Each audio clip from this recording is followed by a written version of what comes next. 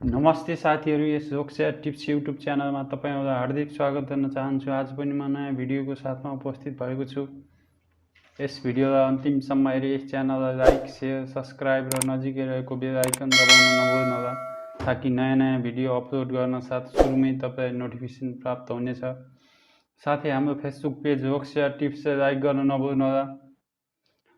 आज म अधिकृत नासु खड्का तथा शिक्षक सेवामा सोधिने महत्त्वपूर्ण विश्वको भूगोल सम्बन्धी बहुवैकल्पिक 10 प्रश्न लिएर आएको छु। यस भिडियोलाई अन्तिमसम्म हेरेर साथ दिनुहोला साथीहरू। प्रश्न नम्बर 1 एक्जाममा यस्तै प्याटर्नमा दिन्छ साथीहरू। प्रश्न नम्बर 1 अफ्रिका महादेशको सबैभन्दा लामो पर्वत श्रृङ्खला कुन हो? क एटलस, ख रकी, ग इन्डिज, घ काराकोरम। यो क एटलस रहेको छ साथीहरू। भने ख रकी चाहिँ उत्तर अमेरिकामा पर्छ, त्यसैगरी ग इन्डिज दक्षिण अमेरिकामा पर्छ। यो विश्वकै लामो हिम श्रृङ्खला रहेको छ साथीहरू। त्यसैगरी घ काराकोरम चाहिँ एसियामा पर्छ, एसियाको पाकिस्तानमा पर्छ। त्यसैगरी प्रश्न नम्बर 2 उत्तर अमेरिकामा रहेको विश्वको सबैभन्दा ठुलो ताजा पानीको तालको नाम के हो? क मिशिगन ह्युरोन ताल, ख भिक्टोरिया ताल, ग ग्रेट बियर ताल, घ सुपेरियर ताल। यसको राइट एन्सर घ रहेको छ साथीहरू, सुपेरियर ताल। यो एकदम महत्त्वपूर्ण छ साथी, सोधिरहेछ।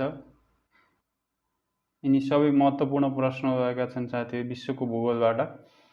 त्यसैगरी प्रश्न नम्बर 3 उत्तर अमेरिकामा रहेको विश्वको सबैभन्दा ठुलो बन्दरगाहको रूपमा चिनिने सहर कुन हो? क न्युयोर्क, ख वासिङ्टन डिसी, ग ओटावा, घ मेक्सिको सिटी। यसको राइट एन्सर न्युयोर्क रहेको छ साथीहरू, अमेरिकाको। त्यसैगरी प्रश्न नम्बर 4 उत्तर अमेरिकाको समशीतोष्ण घाँसे मैदानलाई के भनिन्छ? क पम्पाज, ख प्रेरी, ग प्लेटियस, घ स्टेप्स। यसको राइट एन्सर प्रेरी रहेको छ साथीहरू। उत्तर अमेरिकाकोलाई प्रेरी, दक्षिण अमेरिकाको घाँसे मैदानलाई पम्पाज, जुन अर्जेन्टिनामा पाइन्छ साथीहरू। त्यसैगरी अफ्रिकाकोलाई भेल्ड, एसिया र युरोपकोलाई स्टेप्स र अस्ट्रेलियाको घाँसे मैदानलाई डाउन्स भनिन्छ साथीहरू। यिनी सबै पढ्नु होला साथीहरू, एउटा मात्रै जाने हुँदैन, यिनी सबै जान्नुपर्छ। तपाईलाई एक्जाममा जुन कुनै पनि सोध्न सक्छ। त्यसैगरी प्रश्न नम्बर 5 संयुक्त राज्य अमेरिकाको न्युयोर्क सहर कुन नदीको किनारमा रहेको राजधानी सहर हो? क टेम्स, ख मिसिसिपी मिसौरी, ग हडसन, घ मरे डार्लिङ। यसको राइट एन्सर ग रहेको छ साथीहरू, हडसन। प्रश्न नम्बर 6 दक्षिण अमेरिकामा अवस्थित विश्वको सबैभन्दा उच्च स्थानमा रहेको राजधानी सहर कुन हो? क अर्जेन्टिनाको ब्युनस आयर्स, ख उरुग्वेको मन्टेभिडियो, ग भेनेजुएलाको काराकस र घ बोलिभियाको लापाज। यसको राइट एन्सर घ रहेको छ साथीहरू, बोलिभियाको लापाज।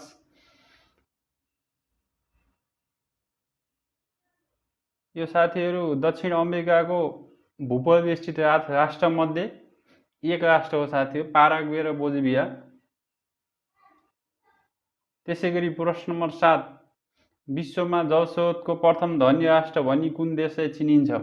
क मेक्सिको, ख ब्राजिल, घ इन्डोनेसिया, घ क्यानाडा। यसको राइट एन्सर ब्राजिल रहेको छ साथीहरू, यो त सबैलाई थाहा छ साथीहरू। त्यसैगरी प्रश्न नम्बर 8 दक्षिण अमेरिकी महादेशको एक राष्ट्र अर्जेन्टिनामा पाइने घाँसे मैदानलाई के भनिन्छ? पम्पाज भनिन्छ साथीहरू।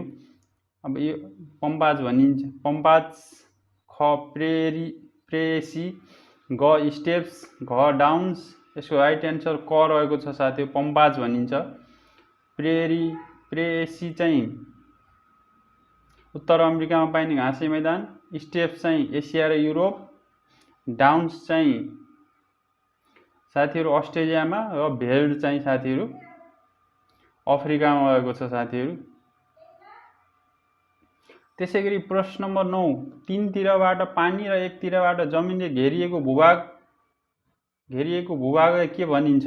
क मुक्तिप, ख बन्दरगाह, ग प्रायद्वीप, घ कुनै पनि होइन। यसको राइट एन्सर प्रायद्वीप रहेको छ साथीहरू।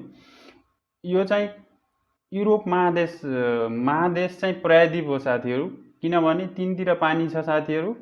पूर्वमा चाहिँ एसिया महादेश रहेको छ साथीहरू, त्यसैले चाहिँ प्रायद्वीप भनिन्छ।